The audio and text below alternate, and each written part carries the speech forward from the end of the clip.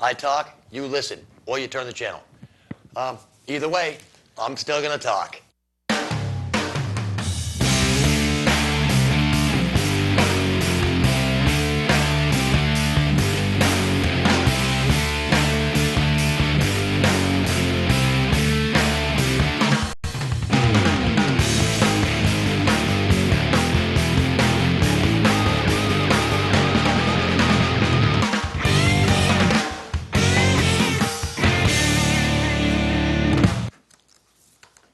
Welcome to Unfiltered.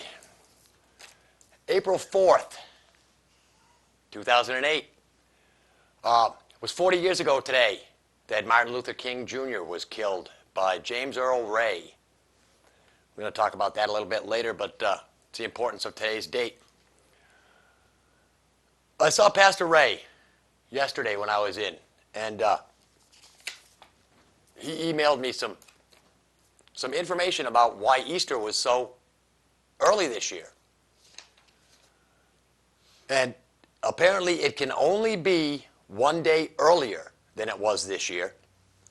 The last time that it was earlier was March 22nd, 1818. So none of us have ever seen it earlier than it was this year.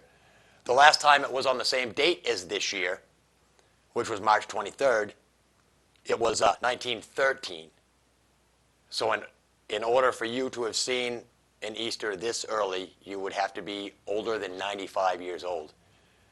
Now, the next time that it's going to be this early will be the year 2228. That's 220 years from now. So none of us will ever see it this early again. The next time it'll be March 22nd will be 2285, 277 years from now. And the reason that it moves around is that Easter is always the first Sunday. This is a little confusing. It's the first Sunday after the first full moon after the spring equinox, based on the lunar calendar, which is what the Hebrews used. The Romans came along, screwed everything up, switched from the lunar calendar to the solar calendar, which is the calendar that we use. So it moves around. But I believe Greek Easter is always the same day. It's still on the lunar calendar. So that's the deal with Easter and why it moves around and why it's different every year. Let's talk about the weekend. What a busy weekend and beginning of the week. And I've got to tell you, I've got next to nothing for tonight. I've got a pile of papers over here I may have to dive into, but I realized on Wednesday that I had not seen any news, listened to the news, read the paper all week. Because it started last Friday, when I spent the majority of the day at the Moose Lodge setting up for Spring Bling, the Ladies of the Rainbow drag show, and then was there until, oh God, what time did we get out of there? Yeah, I got home about 2. We maybe left about 12:30 out of the Moose Lodge after we packed everything up, got it loaded up.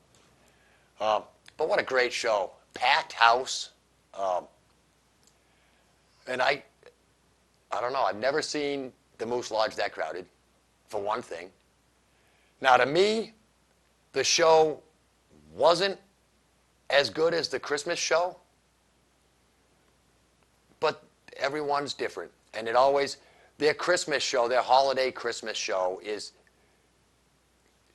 from what I've seen the past 2 years, that's been the better of the two shows when they come into town. But it was a fantastic show. A lot of real filthy stuff. And not so much just the filthy talk in between the songs, but they actually had a few good filthy songs. There was a couple of times Rob was threatening to walk out and leave his camera because it was... The first song, Rob's, of course, it was Rob's first experience with the drag queens. They did that first real filthy song, and Rob says, one more like that, and I'm out of here. But he hung tough, and I think he enjoyed it, really. But after that, Saturday was Bruce and Andrea and I went to Bellas Falls to see Sarah Lee Guthrie and Johnny Arion, who if you remember, I interviewed for my first Thanksgiving special here on Unfiltered. And it was held at a place called Bocelli's on the canal, actually in the room next door to Bocelli's, which I guess is an auction room. Small place. I would say, what do you, Bruce, maybe 80, 90 people tops? Yeah, I think they had room for like 100 max, but they had a couple of dining room tables in the back where Sarah Lee and family and guests were sitting and enjoying some meals before the show, and it was an awesome show. Oh, fantastic, intimate setting. I got a chance to talk to Johnny several times over the course of the evening. We got my fingers crossed because we may get a call to do some filming of one of their shows. It would be fantastic. But they've had another baby. They have now a 5-year-old and a 7-month-old. Cutest little thing you ever saw. And no, she didn't sing Alice's Restaurant. Now, the opening act I thought was great. And I've had his CD playing in the car constantly all week. And I know Andrea didn't care for him. Some of his stuff was kind of wild. It was all original stuff, and it was definitely different than what I was used to hearing. But what was the guy's name again? Gurf Morlix. Yeah. Greg might know that name. He mentioned the Dead a few times, Greg. And actually, he sang a song.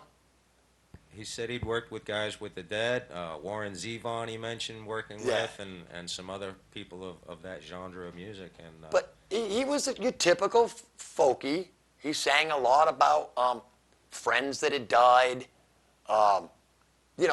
dark subjects, which Andrea didn't care. He actually did a song that he had written in memory of the lady that Madeline, somebody who started the American Atheist movement.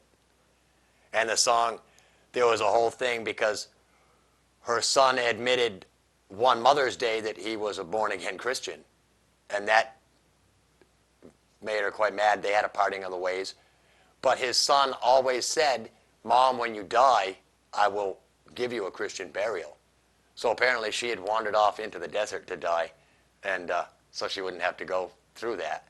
And the song was basically about that whole thing, and how the last thing that she wanted was for them to roll back the stones and be praying over her. So, but he was good. He had a real raspy voice, which is why I liked him, Bruce, because even I can sing his songs, and I don't sound like crap. But yeah, one of the songs he did was about a guy named Blaze that I think was a roadie or something. And when he died, his last wish was to have his ashes made into a road case. So apparently his ashes are now in a road case somewhere on tour with some band. But I mean, it's great. And it was the stories. And it was similar to going to an Arlo concert. There were little stories in between the songs.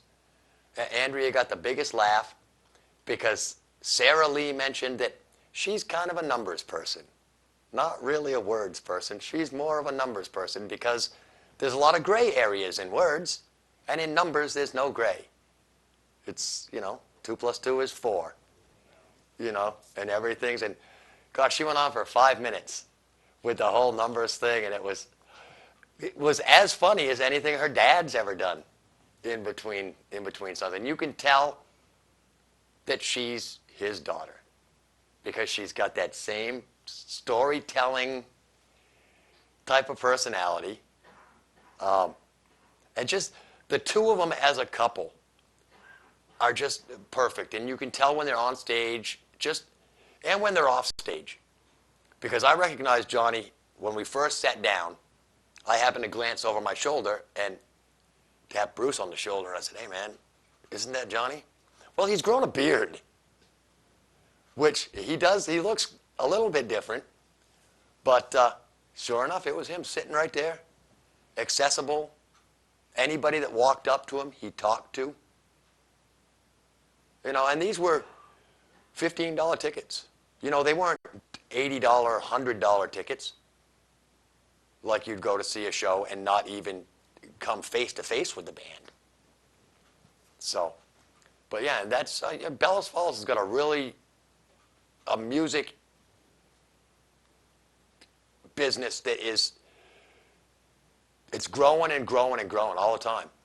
And it was big back in, I guess, the 70s. Bellows Falls was the place to go for the music in this area.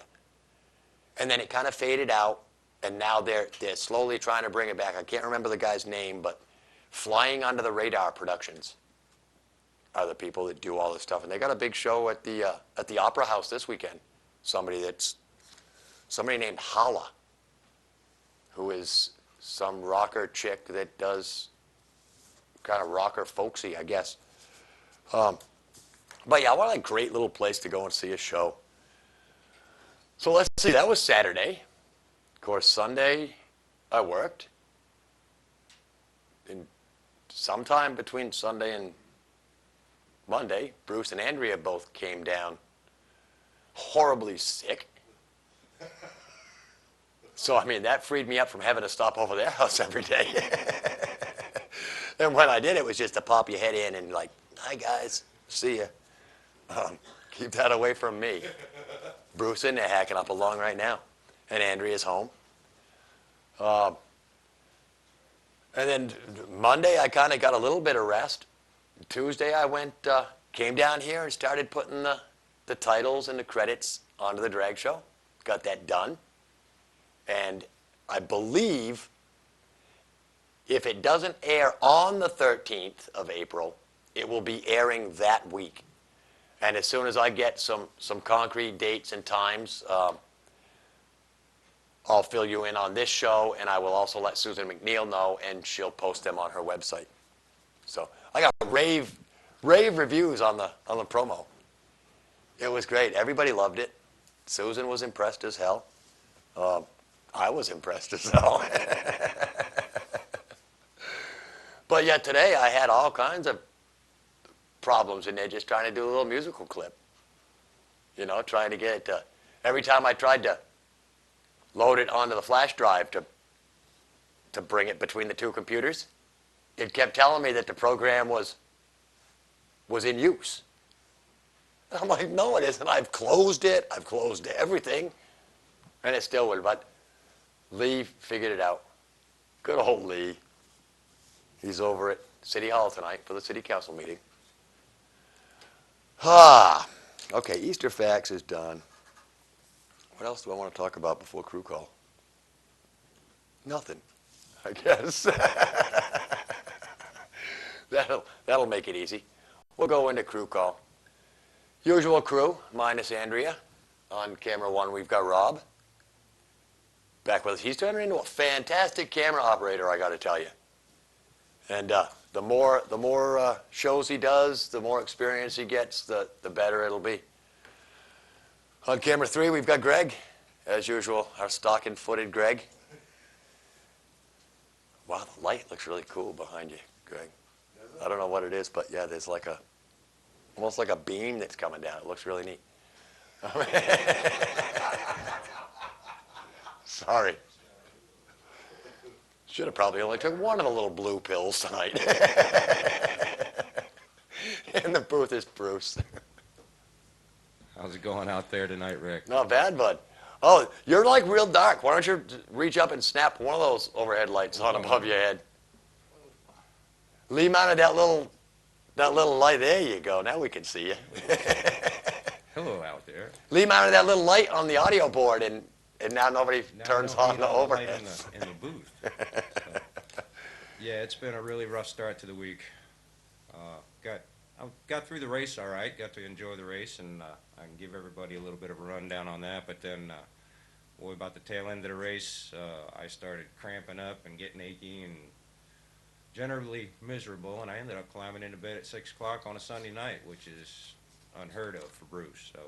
But you'll get 2 days worth of work in this week anyway, right? Yeah, I was out the first 3 days of the week and went back today and tried to put in a full day. Actually did a full 8 hours, so it was a good day. Well, you had to show up at work today. I mean, you can't have people at work seeing you on Well, TV that's if true. you're I not mean, at work. I was feeling better, and I couldn't, in all good conscience, blow off work and come in and play doing the show. So we got to do some things right. But, no, Yeah. pretty rough week. It was a pretty rough flu, cold. I don't know what it was, a virus, a truck, something hit us, but knocked us both down. And right now, Andrea's still feeling pretty rough with it, and so she's at home trying to doctor up and recover and rest. But for the rest of us out here, we hope that she's doing well Yeah. and speedy recovery, because I can't take care of myself anymore. I need the baby. I'm trying to screw this show up all on my own, and I don't want to do it. At least you started the record. We did get the record going this week, and but I forgot to turn the darn DVR on, so I didn't even know I couldn't even get my program monitor up until I did that. Oh, yeah. Well, that's Simple stuff that always. we do week in and week out that she takes care of that I don't have to worry about. Yeah, yeah. But And it's always the same thing. It's always, oh my God, we've got no program monitor. What could it be? What could it be? And it's like, I mean, we're checking everything except the DVD go player. through the cables and the connections and everything else. All we got to do is turn the button on. Yeah, took one push. But for everybody who cares about NASCAR, which is something that Andrea and I enjoy quite a bit, we had the Goodies Cool Orange 500 at Martinsville this past week, and your boy Denny Hamlin came in first place.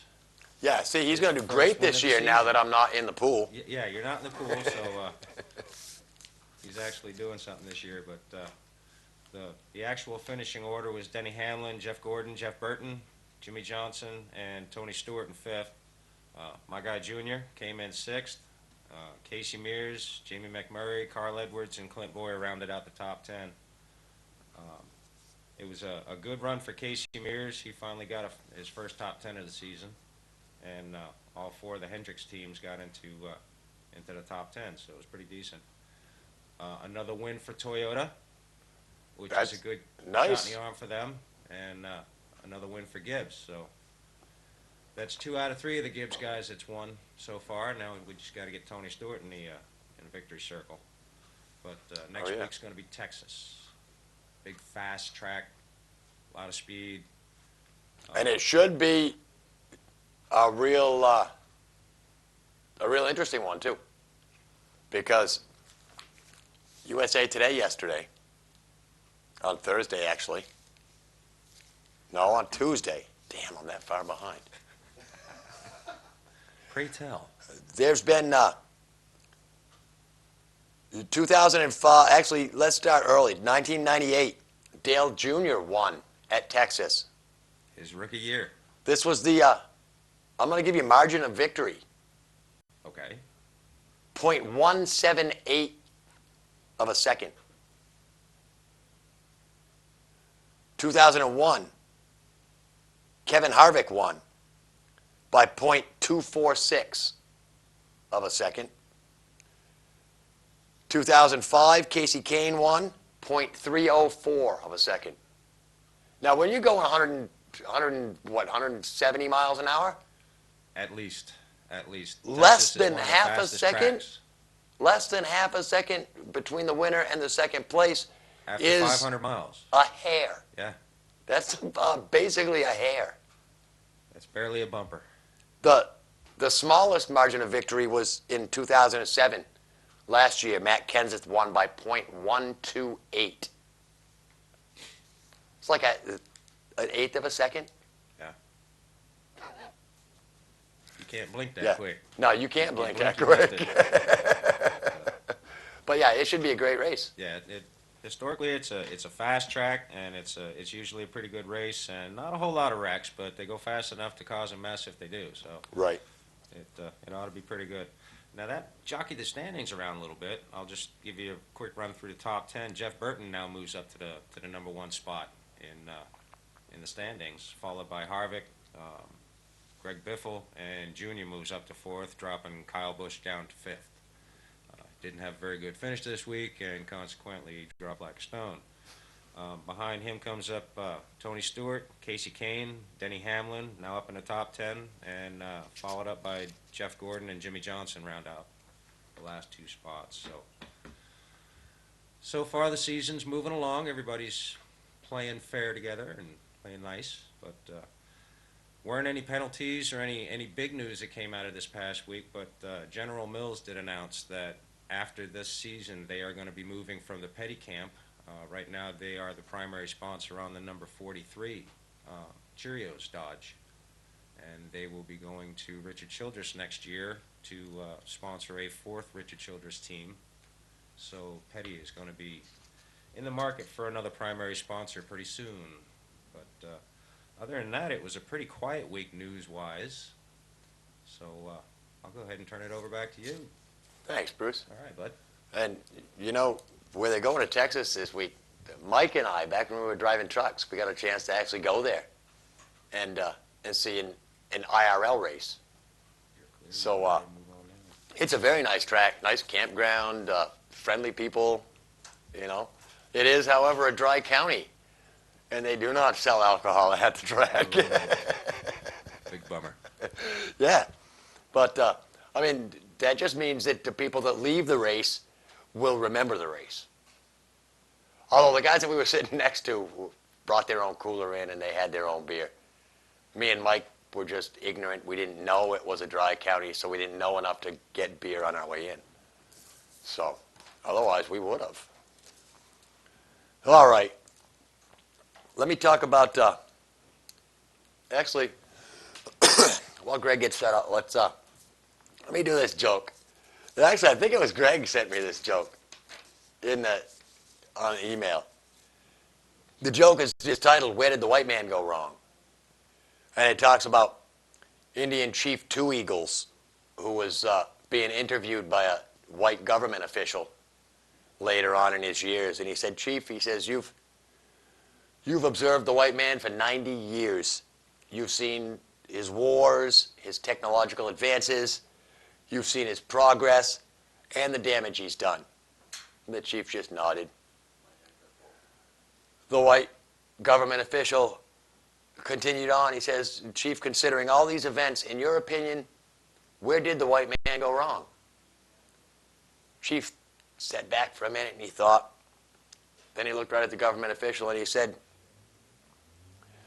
"When white men find land, Indians running it.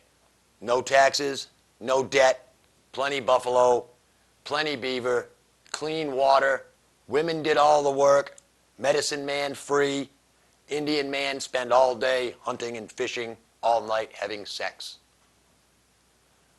Then the chief leaned back, smiled a little bit and said, "Only white man dumb enough to think he can improve on a system like that." Oh, was my timing bad, Bruce, or what? All right. Anyway, that's the joke. I don't think we're ready yet, but We've got a special guest down in the bunker. we do. Yes, we do.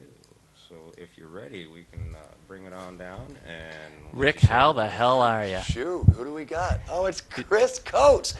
You found your way down to the bunker?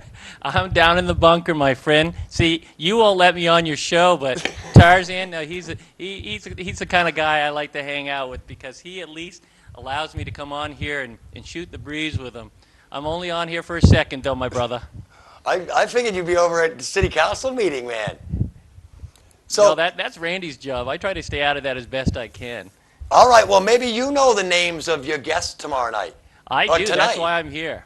Tomorrow night we have Michael Briggs and Ken Kerber, both individuals who are involved with the Marlboro School and to renovate or to build new, and they're both opposing sides. So it should actually be a pretty interesting show tomorrow. Great.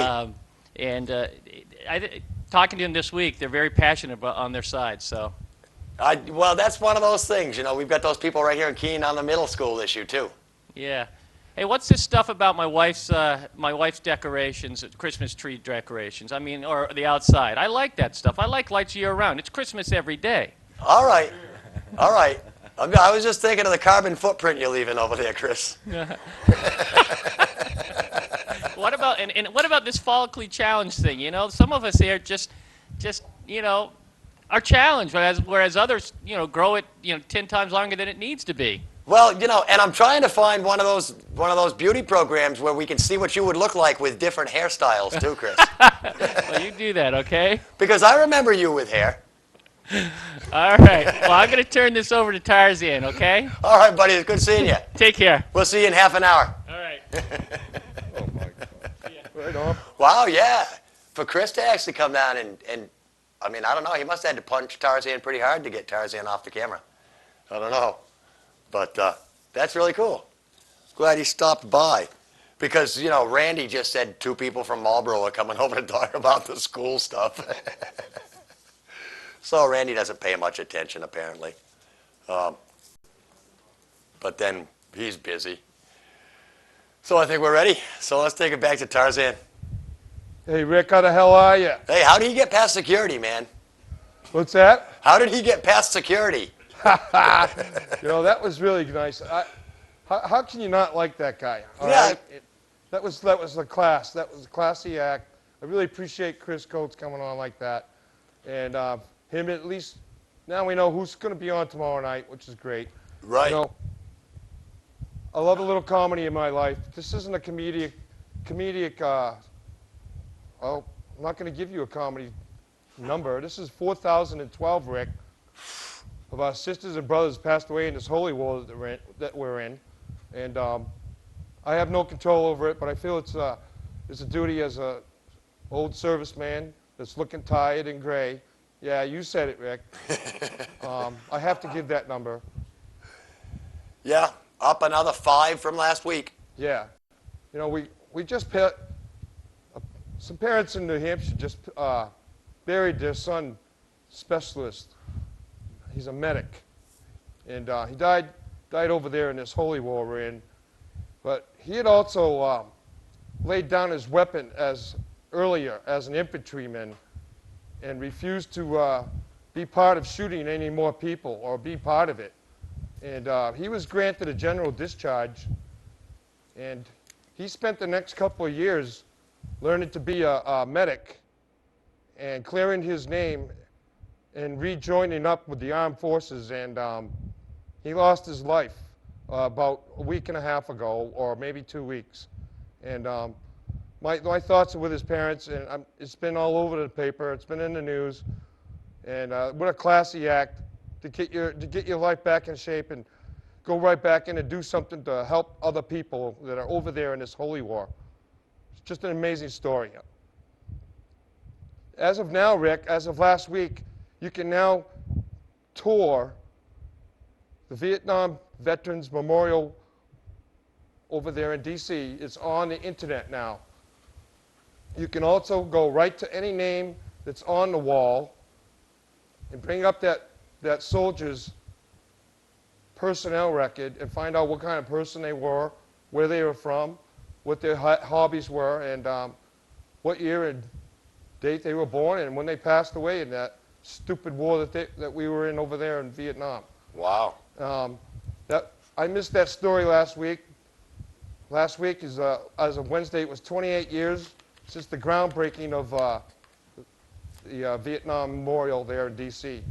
It's a really touching thing. I'm going to myself adventure on it. I grew up with a neighbor that was a hero in the Vietnam War, and it's just an amazing thing. I want to thank Footnote.com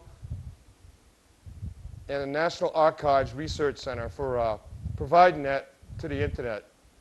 It's an amazing thing, technology, and without it, we wouldn't be able to have it. And if you can't get to D.C., or if you can't get to Ossipee in October to see the moving wall, this is a way for you to see it. And we can all say a prayer after that. I'm not much for praying, but what we're going through now and what the new president hopefully does to get us out of this, we all need to really sit down and think about praying to something. Yeah. Gosh, just one more thing, Rick. Public Works, I don't beg people for anything, but Public Works, if you would just please take a look at Lower Main Street. That's a very highly traveled area by motorcycles, and I'm fearing for someone's life on that road. And I don't want to jinx anybody, a knock on freaking wood, leather, whatever it takes, but I wish they would take a look at that. Yeah, that one stretch right there by Interface is in sad shape. it's scary. And there's a lot of bikers out there that go to the Cheshire Fairgrounds and all that way up that road, all the way to wherever. Yep. And just hope that somebody has the knowledge and presence to take a look at Lower Main Street. Maybe get some crews out there and start filling those potholes up before we have a tragic accident. Right. And I just want to thank Chris for coming back on again. And Rick, you know, Tarzan's had a good night. He got his ass kicked the other day by the floor. I did a Tony Soprano right in the kitchen, bang. But, you know, maybe I needed a good kick in the butt so I can at least calm down and come on here and act like a respectful person. With that, Tarzan's out of here. Oh, I'm glad you're feeling better, buddy. And I'll talk to you later in the week, my friend. All right. Before we go into the musical clip, Bruce, actually, we don't need to show the email anyway because the contest entries are over. Because it's April now, and the day, according, you know, being outside the last couple of days, it's got to be getting close for having a winner. So I want to thank everybody for their entries. And when the winner's announced, this is what you'll receive. This beautiful, beautiful bamboo thing that Bruce doesn't want me to handle very much, apparently. All right. It's not that. It's just easier to get a closer shot of it when you're not juggling it around, man. All right. It's just, I mean, it's a plant. And you guys have told me forever I should have a plant on my desk, and I refuse. I'm sorry. Anyway, thanks That's for... because we won't let you put the kind of plant on your desk you'd like to have. I don't know. I even found plastic plants, too. There's a company down in Mass that makes all the pot plants for HBO and stuff. And he makes them out of plastic. I thought that would be kind of cool to decorate my windows in my house with, just in case the cops go by. So sure, come on in, but plastic's not illegal, is it? Your front lawn would be a great place for them with all that Grateful Dead stuff you got hanging around, Greg. All right, what else was I going to talk about? Oh, nothing. We're going to go to the clip, the musical interlude. This is long before techno.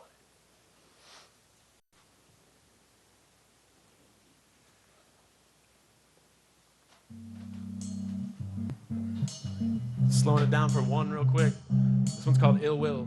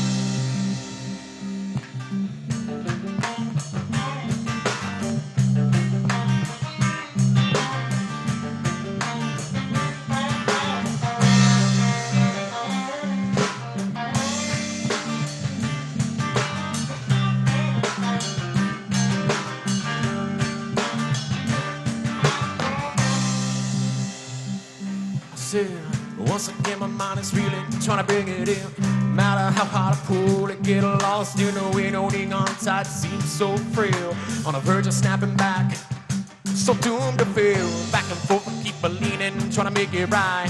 Hours spent, push the day to turn the night. Time moves so slow when you live complacently, so don't think too hard about your life, or you will truly say, if you try too hard, you never get where you want to be. I said, move with the tide, let it happen naturally. Hey, if you try too hard, you never get where you want to be. So move with the tide, let it happen naturally. I just cannot stand your ill will. 'Cause you're moving so fast, baby, but I see you standing still. Life is too short, man, oh, why don't you chill? 'Cause you just cannot stand your ill will.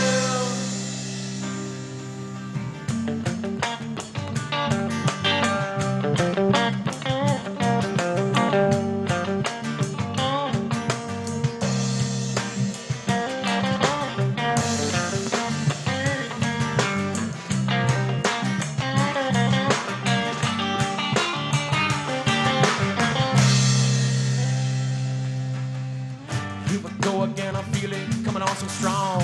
Knock me down on my knees and leave me wondering how long will this go on and bring such despair. Unexpected notion has this feeling less than fair. Round and round and round the years, so I just won't let go. All this knowledge to tell with no room to grow, everything slow down. When you take the time to stop and see, so take a look around, but don't forget to hear this warning. If you try too hard, you never get where you want to be. I say move with the tide, let it happen naturally. Yeah, if you try too hard, you never get where you want to be. Move with the tide, let it happen naturally. Yeah, how can you not stand your real will? When you're moving so fast, baby, but I see you standing still. Well, life is too short, man, oh, why don't you chill? I just cannot stand your ill will. Yeah, yeah, yeah.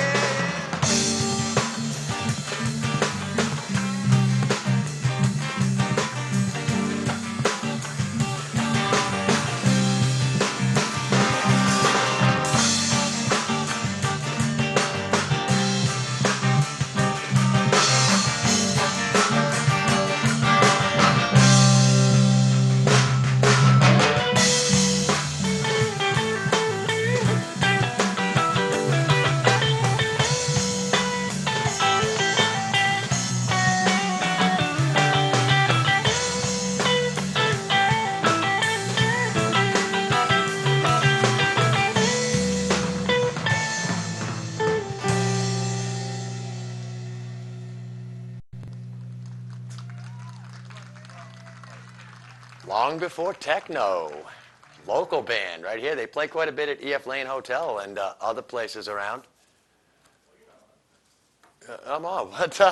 What do you got, Lee?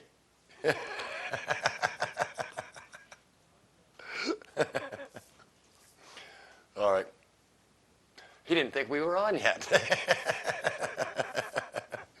It's funny because he said, did you hear what he said, Bruce? He was just getting ready to leave, and he turned on the TV expecting to see Tarzan, and he saw Chris Coates. Said it scared him.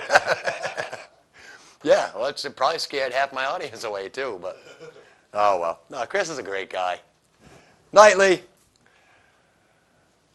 This week, big oil has been in front of Congress, answering to the fact that they made, let me get the numbers right, $124.8 billion last year, while we're paying almost $3.50 a gallon for gas. The government wants these oil companies to start investing some of their profits into researching alternative energies. And the oil companies are saying no, they won't. And there's one reason for that. It's because we've got alternative energies. We've got wind power. We've got solar power. We've got hydropower.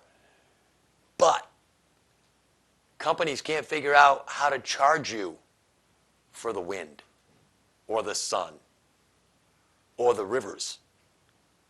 There's no way to control that.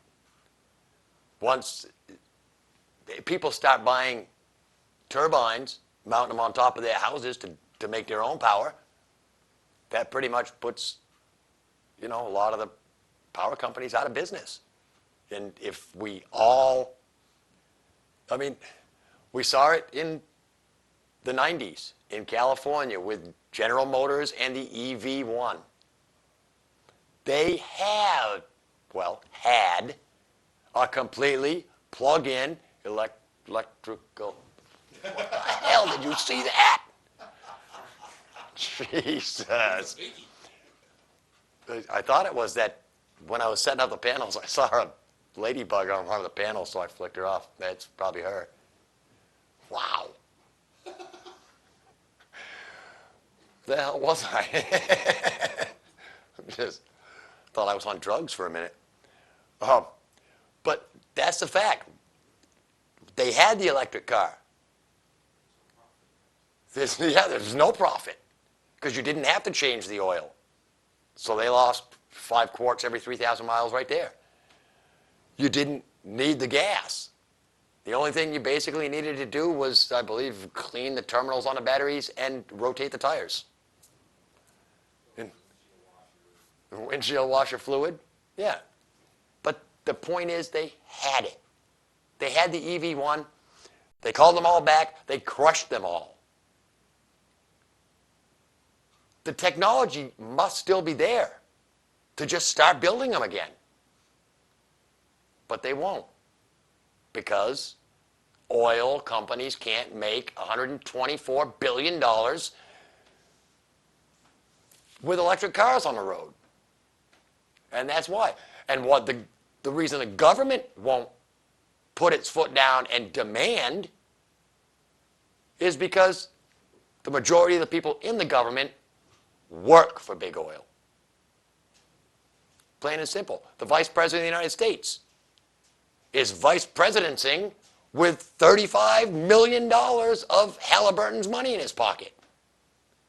So is he going to be the one to tell the oil companies, sorry, you need to do solar power or wind power or something, some other form of engines? He can't, not with that kind of money in his pocket. Makes me sick. Meanwhile, in New Jersey, independent truck drivers are talking about shutting down and not driving because they can't afford to haul the freight at what they're paying for freight rates. They can't afford to haul it because of the gas is going up. And when I was driving truck, there was a whole thing over the hours that you could drive and the log books and all this. And there was talk of a trucking shutdown back then, I believe 97 or 98. And everybody had thought that if all the trucking in this country stopped for 5 days, if we could get every trucking company to shut down, every independent trucker to shut down for a week, the oil companies would have to drop the price of fuel. They'd have to. And you'd see it drop, not pennies, you'd see it drop dollars. Because within 2 days of all the trucks in the United States pulling off the road, the stores, your local supermarkets, your local Kmarts, your local restaurants would run out of supplies. There would be nothing on the shelves. People complain that gas prices are going up, fuel prices are going up. And that's one thing when you complain just about the gas prices going up. But when you're forced to pay $3 for a loaf of bread, $8 for a gallon of milk, $2.50 for a candy bar, that is what it will come to. You have to pay these truck drivers enough money to make it worth their while to spend their life on the road.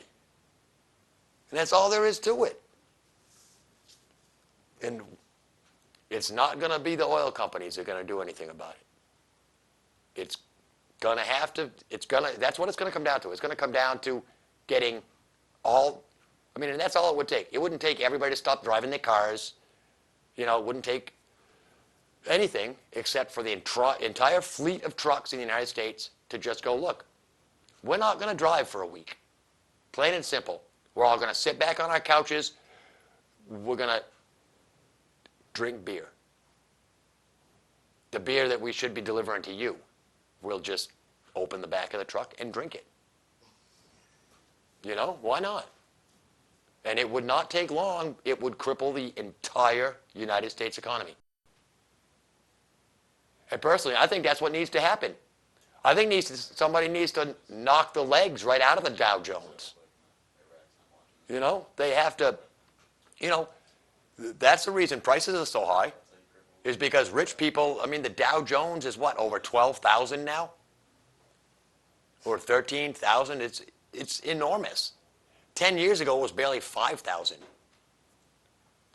And you could afford things. But now we're headed into a hardcore recession, and a lot of it is oil companies. And the fact that while us poor pizza delivery guys and machinists and needle-making guys, while we're starving and trying to... I'm an assembly worker. All right. You're a needle-making guy, though. Anyway, as soon, guys like us, normal people, will be fighting in bread lines. And Except I'll have a needle to poke you with. you will have a needle to poke me with. Yeah, see, so you got the upper hand already.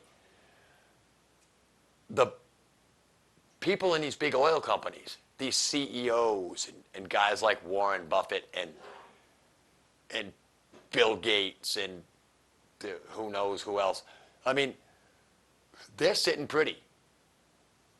But they'll still demand, their cutbacks, their tax breaks. They make $124 billion and scream because they can't get their tax breaks. My God. No, I'm sorry, 125 billion. Billion with a B. I mean, when you make that kind of profit, nobody's going to notice the CEO that absconds with $2.5–3 billion, like the Tyco executives did, or all these other Enron people, You cannot embezzle billions of dollars if your company doesn't have billions of dollars. Jesus. They scream, it's these big business, these rotten CEOs. Well, don't give them access to that kind of money. Christ, get things back down to the mom and pop stores where everybody has a chance. The land of opportunity that we so-call the United States is not a land of opportunity. It's a land of opportunity if you've got the right last name, if you've got the right legacy, if your parents are worth $15 million and they die and leave it all to you, and then that's what's happening. These rich people that are inheriting all their riches from their parents and stuff, once they inherit, they go, well, shit, I don't have to work anymore. I'll just invest. And that's all they do. And that does nothing but drive prices up. The more people that are willing to dump their money into stocks and huge companies, that's why the prices go up. I don't know. Meanwhile, guys like us suffer. And the government does nothing. But I figured it out. Government is kind of like wrestling. Sorry, Tarzan. It's scripted. They know who's going to be president in 2009. They know who's going to start out and be president in 2009. I don't know. I'm not one of those people that are privy to the script. But they know. And somewhere in a room in Washington, there's this little dude scribbling away frantically, coming up with the script for the next 4 years. And that's what it is. Chances are, it doesn't matter who you vote for, because they'll tell you that so-and-so got more votes. And it doesn't matter. Everybody in the United States could vote for one person. But you're on the TV, you'd see the numbers flashing and guys getting different percentages, and it would be a tight race. And it's all planned. It's made to look good. Everything about the whole election process has been written. Everything from, Chelsea saying what she did. That doesn't happen by mistake. The fact that all of a sudden, after, how long was Obama governor or senator or whatever the hell he was? Governor, I think, wasn't he? I mean, after all this time, now is when all of a sudden people go, hey, wait a minute, he goes to church with this priest that's kind of racial. Nobody said that 10 years ago? Personally, the whole Monica Lewinsky thing, I think, was set up by Barack Obama's campaign way back then. Yeah. And they said, look, we'll lay the groundwork because eventually I'll be running against her, and then we'll bring out the Monica Lewinsky stuff, and and it's all the same thing. Apparently Hillary's got a new commercial out where she talks about the fact that John McCain won't answer the phone at 3 in the morning because he's a heavy sleeper or something. I don't know. I haven't seen it yet, but something about the fact that he won't answer the phone. It's just crazy.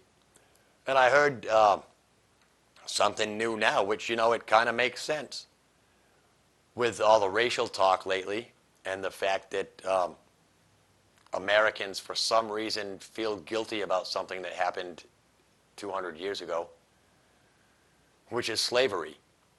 And the simple fact is that a lot of people in this country, in order to prove that they're not racists, will vote for a black president regardless of his credentials. So you can go, oh, well, I'm not racist. I voted for a black president. But I've heard that for years from some of the biggest racists. I'm not a racist. I know a black guy. And that's their way of thinking. Oh, I'm not against gays. I know some gay people. And I mean, it's not just race. It's everything. And I mean, if you're going to feel guilty about slavery, why don't you feel guilty that up until the early 1900s, we treated women like second-class citizens? It's the same thing. It's the exact same thing. Whether it's a woman or a black person or a Chinese person or Catholics and Jews, it happens. You always look at differences in people instead of looking at how you're the same. I mean, look at Barack Obama. He's got 2 eyes. Hey, man, I've got 2 eyes. He can speak. Jesus, I've got that power too. I can speak. And he speaks English. He speaks English. That is definitely a plus for a president.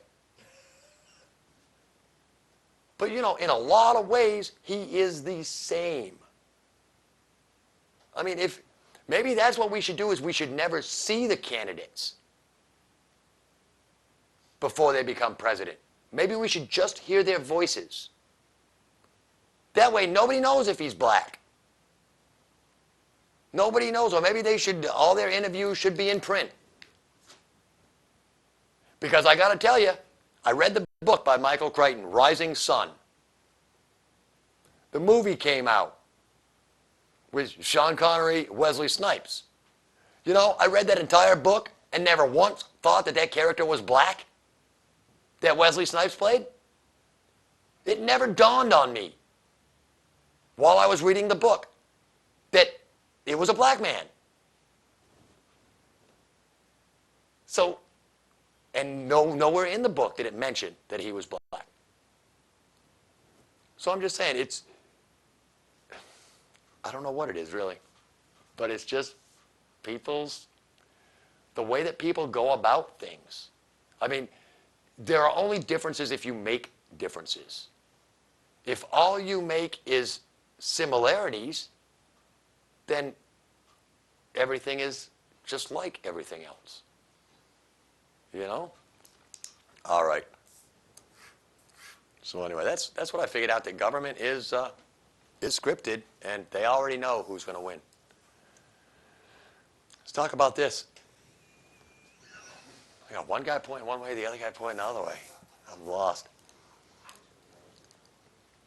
I don't know where it happened, but because I just caught a little clip.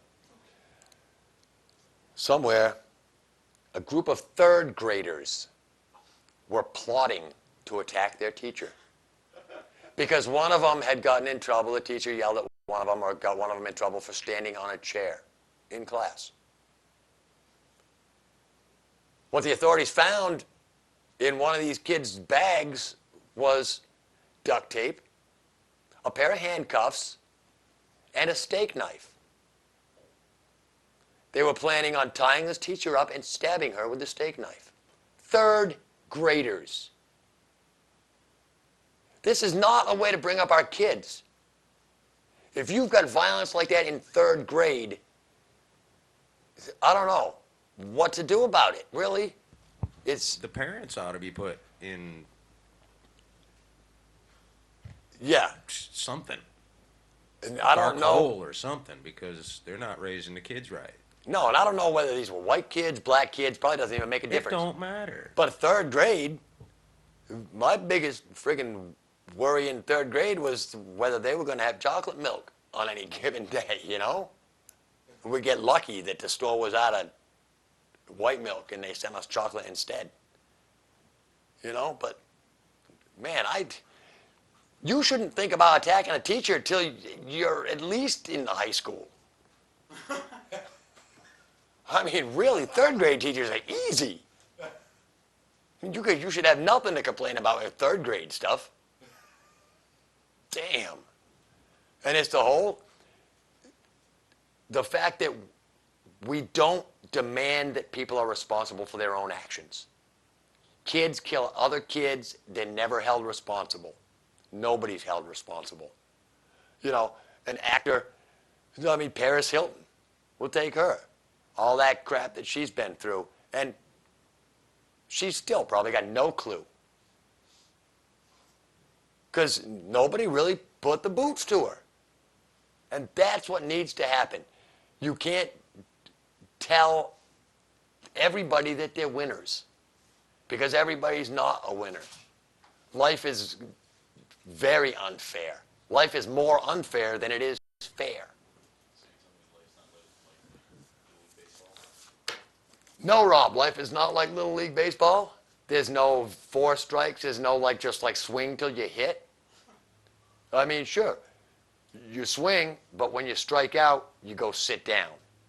Sorry, you failed. But, see? But, you get to try again. And you get to practice. And eventually, you won't fail. You know, some things are harder than others. Hitting a ball is fairly simple. You know, making it through 50, 60 years of life when every time you turn around, somebody's slamming you, you know, or the bad things are happening to you, and you pick yourself up. You know, alcoholics, when they give up drinking, a lot of them never give up drinking because they go, oh, yeah, I tried to quit. Smokers are the same way. I'm the same way with cigarettes. Greg just quit smoking, and good for you, Greg. But you've got every day for the rest of your life to remember that you're still quitting. So, but, I mean, it's just, you have to think. You know, use common sense. Treat people like you want to be treated. Bring your kids up to have respect. Have dignity. You know, everybody deserves respect. Even the lowliest bum on the street, he deserves respect. I mean, just for the simple fact that if he's lost everything and he hasn't killed himself, you know? But anyway, as far as the third graders go, I'm just glad that I won't be alive to see the worst of everything. I want to thank my crew, thank Mom's Tattoo, Gemini Screen Print, thank everybody for watching. Stay tuned for No Spin, Marlboro School, both sides of the issue. Peace.